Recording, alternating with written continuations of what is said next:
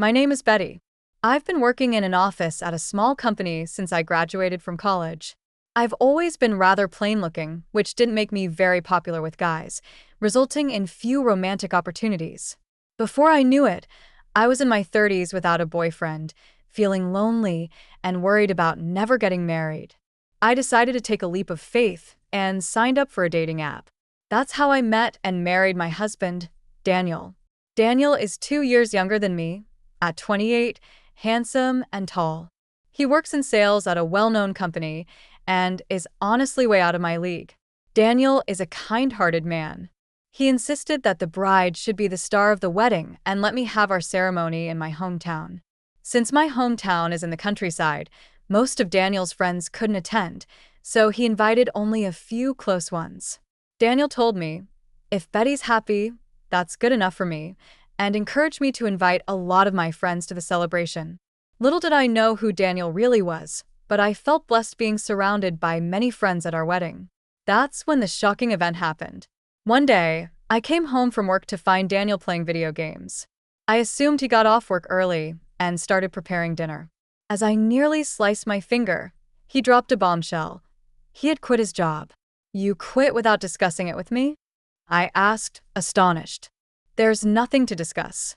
For adults, I can make my own career decisions," he replied.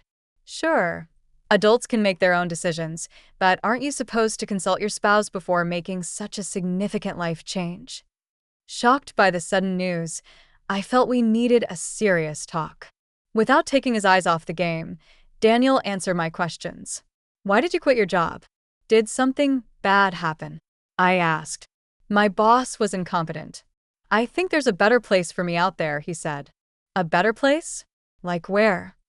I pressed. "I'll figure that out." "Man, you're so annoying. Marrying an older woman is like being with my mom," he retorted. This wasn't the first time Daniel had mentioned my age. Each time, I would counter, "Then why did you marry me?" He would casually reply, "Because a complicated woman like Betty needs a stable guy like me," which would always spark an argument. This time, I chose not to retort. The main issue at hand was our future lifestyle. It was clear that with Daniel quitting his job, we couldn't maintain our current way of life.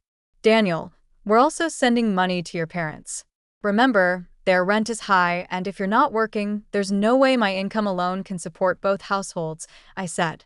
This had become a concern shortly after Daniel and I got married. Both of Daniel's parents, still in their 50s, had quit their jobs, claiming, "Our backs and shoulders hurt. We can't keep working this hard if we want to live a long life." That was their choice, and while it may sound cold, I thought they should live their lives as they please, so I didn't say anything. The situation changed a month after they quit their jobs. They came to our apartment asking for financial assistance. "So, we don't have much in savings. If your parents are struggling, it'll be a problem for you too, Daniel," I said. We were convinced, and Daniel decided we would help with their rent and living expenses. They lived in a high-security 4-bedroom apartment close to the station, and the rent was through the roof. After they left, cheerful about the financial help, I asked Daniel, "What about our own living expenses?" "Betty can cover our costs. I'm going to give my salary to Mom and Dad," he said. I wasn't happy. The thought of divorce crossed my mind. "You should consider yourself lucky. A woman over 30 marrying a younger, handsome guy like me, you're already winning," he always said, making me feel worthless. I couldn't muster the courage to leave him. If Daniel quit his job, sending money to his parents would be difficult. When I asked about this, he was too engrossed in his video game to pay any attention. "Hey, what about the money for David and Catherine?" I asked, chopping carrots vigorously. "Damn." Daniel clicked his tongue. "Obviously, Betty will cover that. We're a couple. We're supposed to support each other until I find a suitable job. Then I'll hold the fort." He went back to his game. I don't make a lot of money, and I was anxious about what the future held, but there was nothing I could do. Life slowly changed.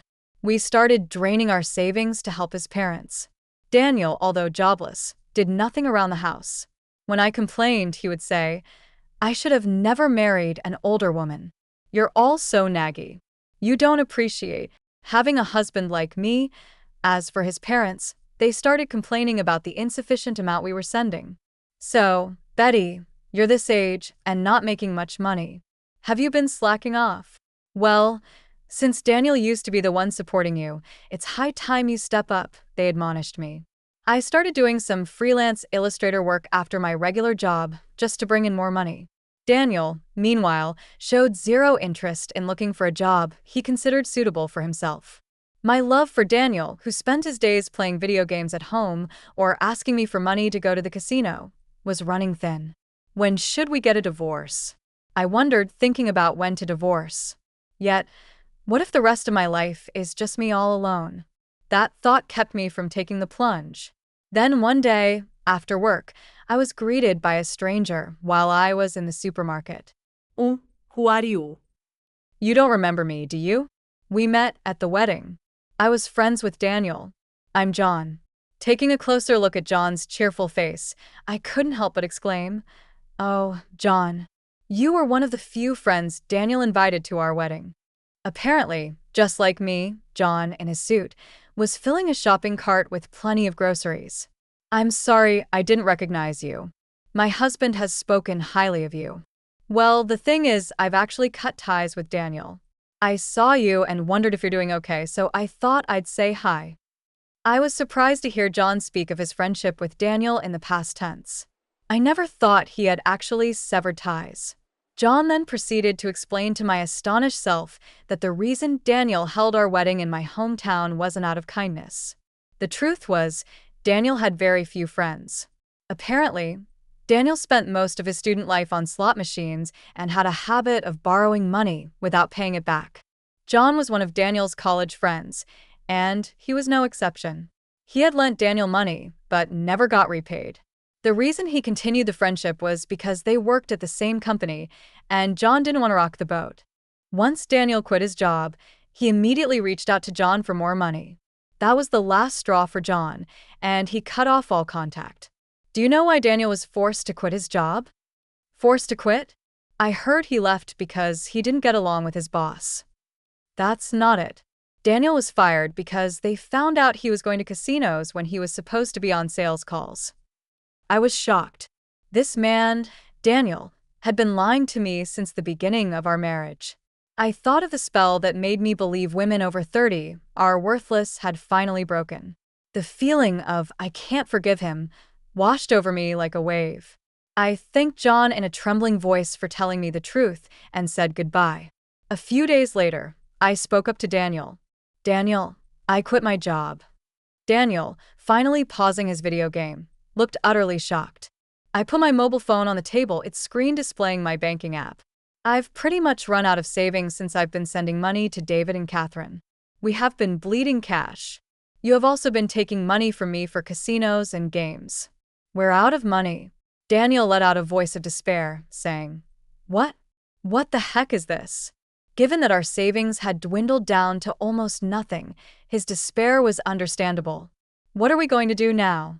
How are we supposed to live if you quit your job when we're already low on money?" "That's not my problem. Speaking of which, I have loans I need to pay back. Could you maybe find a job quickly?" Daniel looked at me with disbelief. "I want to take some time off and relax at home.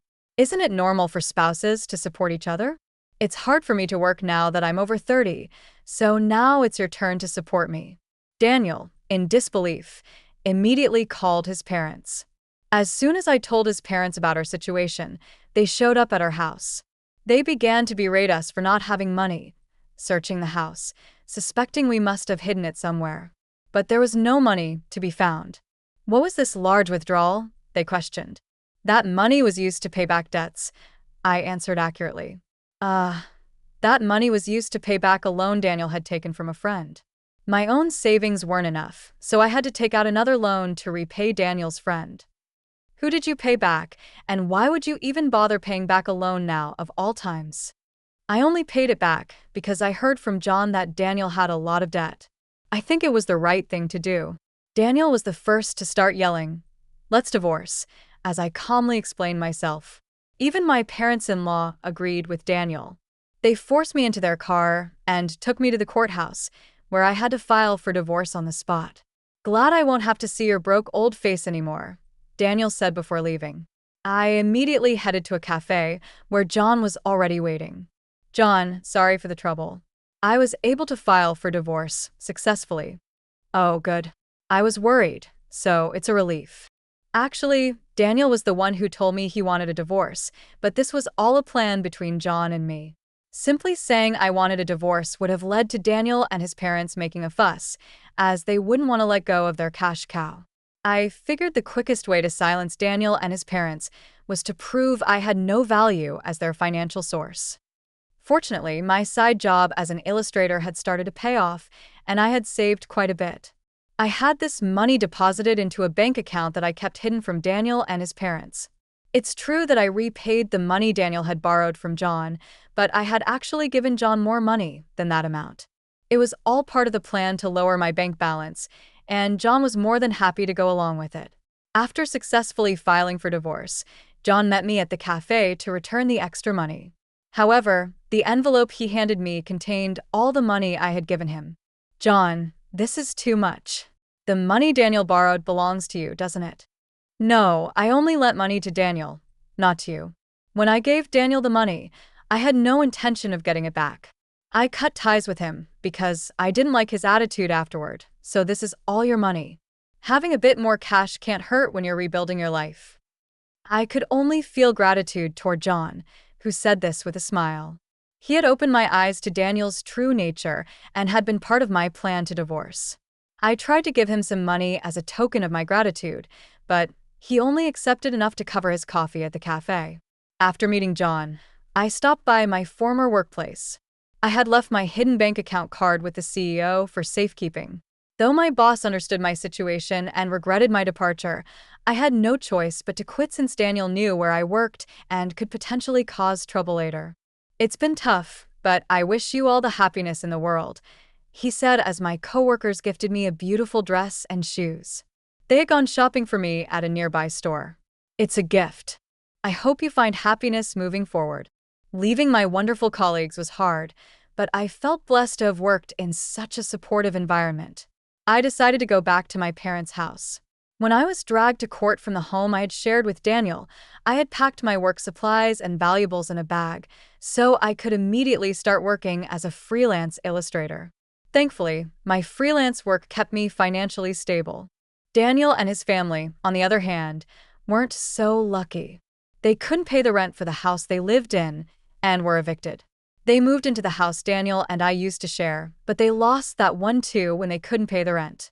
Daniel desperately started looking for a new job, but his gap in employment and homelessness made it difficult for him to find one. Currently, it seems they are living in a makeshift shack by a river near their old house. I know this because Daniel reached out to me once when I answered the call from a public phone. Daniel was crying and told me how sorry he was. I have realized I can't live without you, Betty. Can we please start over? You regretted marrying an older woman, didn't you? I'm done being your cash cow. Goodbye. After that call, I never answered another from a public phone. The parents' house is quite a distance away from where Daniel is located in the countryside. Daniel, who doesn't have much money, probably can't afford to make the trip all the way here. The lesson I've learned from my failed marriage is that there's no rush to get married. Whether you're 30 or 50, living the way you want to is what truly matters.